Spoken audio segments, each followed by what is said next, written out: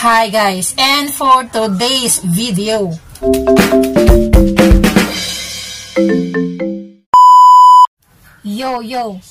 ay makimarites na naman tayo sa latest news. Napanood ko kasi yung latest video ni Miss Cherry White na nag-shopping siya together with JM. At ito lang naman ang nag-shopping sa kanyang mga bags, na sobrang so expensive. Lalo na pagka ikaw naman ay ordinary people ka lang talaga like me, ay sobrang mahal talaga no?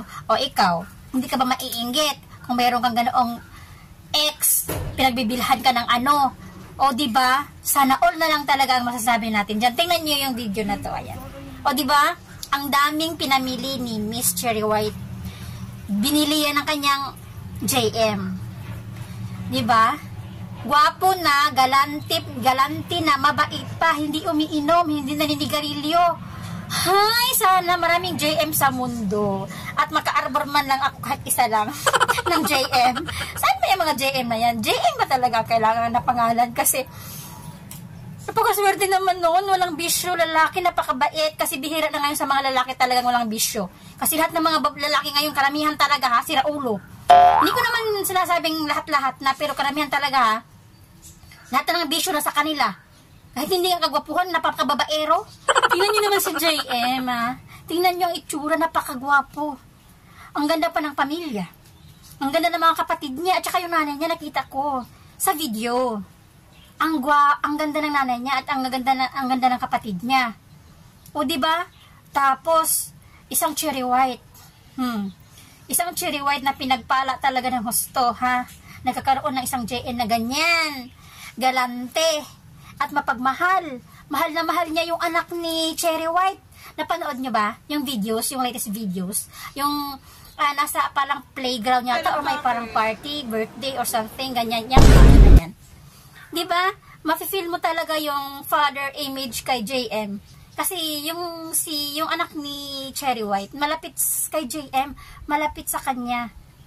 Bihira lang yung ganun kasi ngayon kasi ay nako talaga.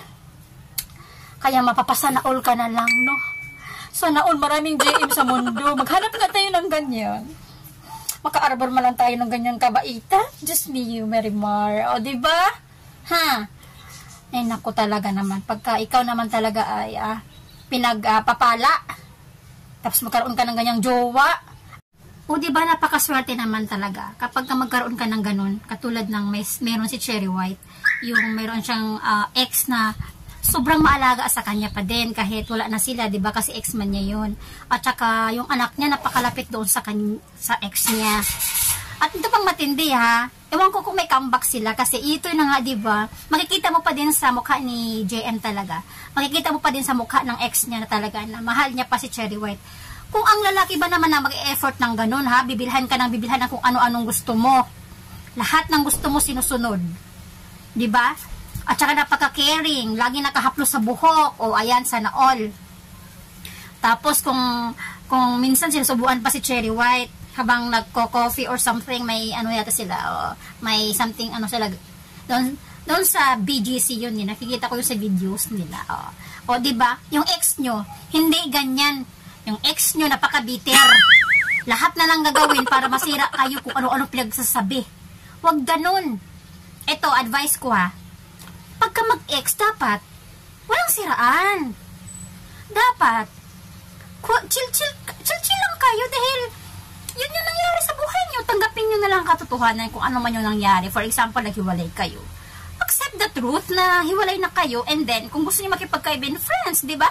Kasi, lahat naman tayo dito sa mundo, dadaan ka lang, hindi mo naman maangkin yung mundo ng forever, hindi ka naman immortal, hindi ka naman forever dito sa mundo, Kaya, ano ka na lang, maging mabuti ka na lang sa mga ex mo, sa mga tao na, gusto ka, o diba? Kung yung ex mo, gusto ka pa, o digo. Basta kanya-kanya tayo ng ano dyan. May point of view din ako. Basta ako, iba ako. Ako iba naman ang, kasi may kanya-kanya tayong perception sa buhay, di ba? Kaya nga tayo unique. Kasi meron tayong kanya-kanyang decision, perception, pananaw. Na kung ano yung gusto natin mangyari sa buhay natin. Ako, may mga taong ganyan, masaya ako manood sa kanila na ganyan, na happy sila sa kanilang mga nangyayari sa buhay. Gusto ko din, gusto ko din manood talaga. Kasi nakaka-inspire, di ba, nakakakuha ka ng lesson sa mga buhay nila na kaya pala kailangan mo munang mag-strive harder and harder para kung gusto mo makuha yung isang bagay na inaasam mo, kailangan mo talagang mag-strive ng super hard work ba, kumbaga, wag na nating pahirapan yung sarili natin to na English na ako, nauubos na minsan ako ng English. Tiyaga ba? Ano tos good? O ito pa guys, isingit natin yung videos ni Boy Tapang kasi si Boy Tapang, gusto ko din panoorin yung mga videos niya. Natutuwa din ako. Katulad ng ginawa niyang videos, yung Plant and Zombie. Ayan, panoorin nyo. O diba nakakatawa? Nakakatawa din. Alam nyo din. Kaya nga ako naging fanatic ni Cherry White dahil nga yung naging sila ni Boy Tapang.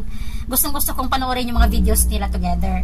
So ito, i-ano din natin yung videos ni Boy Tapang na bago. Ito na nga yun, yung Plant and Zombie at saka yung ginawa ni Boy Tapang sa magulang niya, yung pinakasal niya, yung bago lang yung content niya. Ayan, oh. Ito naman yung video. Diba? Parang ginawa niya, parang pinagdidikit niya talaga yung mama niya, yung get closer talaga sila. Kasi pagka matanda na kasi kayo, yung mga magulang niyo pagka matanda na talaga, dapat ano na sila, close na ba? Kasi balagi na kasi nag-aaway ang mga ganyang edad. Lalo na yung mga edad na matatanda na talaga, yung mga 70 plus na talaga, lagi nag-aaway na lang ang mga ganyan, mga 60, mga ganon. Nag-aaway na lang palagi yung mga ganyan. So ang gagawin mo bilang anak, pagdikitin mo sila, ayan, ganyan, tama, di ba? Very good yung ginawa ni Boy Tapang, pinakasal niya ulit yung nanay niya, at saka tatay niya, di ba? O kung ikaw naman anak na mayroon ka talagang ibubuga, katulad ni Boy Tapang, na mayroon talagang pera, o gawin mo talaga sa magulang mo, yan, kahit ako, kung mayroon akong maibubuga, di ba? Gawin mo yung mga bagay na nakakapagpatuwa sa'yo, at saka nakapagpasaya sa puso mo bilang anak, gawin mo. Katulad ng ganyan, pinag-isa niya yung magulang niya. Diba?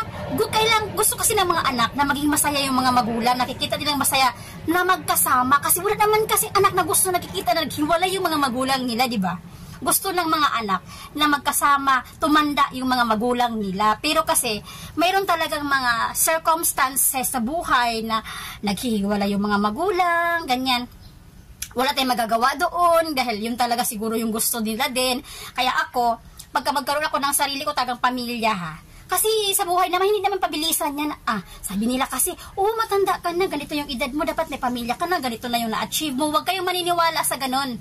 Ha? Huwag kayong maniniwala sa sinasabi ng ibang tao na, wala kang mararating kasi ganyan na yung edad mo, tapos ganyan ka pa din.